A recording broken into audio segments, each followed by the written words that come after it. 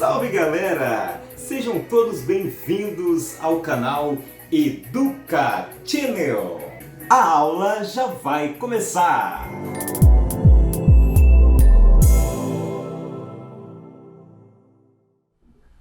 Hey brothers! Sejam bem-vindos aí à questão 8. Dois corpos movimentam-se com velocidade constante na mesma direção, mas em sentidos contrários, afastando-se um do outro. O corpo A tem uma velocidade de 4 metros por segundo e o corpo B, o carro B no caso, de 6 metros por segundo. Num certo instante, a distância entre eles é de 250 metros. Aí você tem aí as opções, né? Assinale a alternativa que apresenta o valor da distância entre eles imediatamente após 10 segundos do instante citado. Beleza? Vamos então para a resolução dessa questão aí. Vimos aí então que dois carros estão se movendo, tá? Eles estão na mesma direção, tá? Horizontal, mas eles estão se movendo em sentido opostos, tá? De modo que, num determinado momento, instante, a distância entre os dois carros é de 250 metros. A pergunta é a seguinte: ele quer saber qual é a distância quando o instante for 10 segundos. Então ele quer saber qual vai ser a distância entre os dois carros quando o tempo, né, o instante for 10 segundos desse instante aqui marcado por 250 metros, tá bom? Os carros estão se afastando. E na medida que eles estão se afastando, eles têm aí uma distância de 250 metros num dado instante. Nesse dado instante, a partir daí, 10 segundos após, qual vai ser então aí a distância entre os carros? Então, para isso aí, a gente vai fazer aquela mesma equação do movimento uniforme, né, que é a fórmula do sorvete. Então, nós temos aqui, ó, para o carro A, posição do carro A, eu tenho a posição inicial mais a velocidade vezes o tempo, né?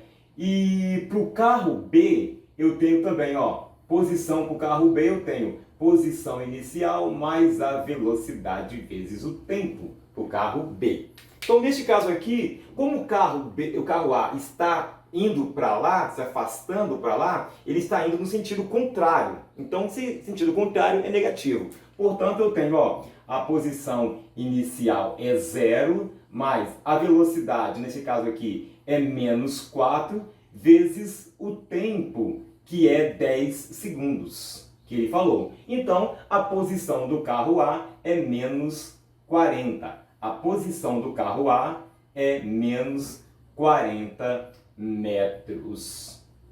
Beleza? Então, descobrimos então aí a posição do carro A, menos 40.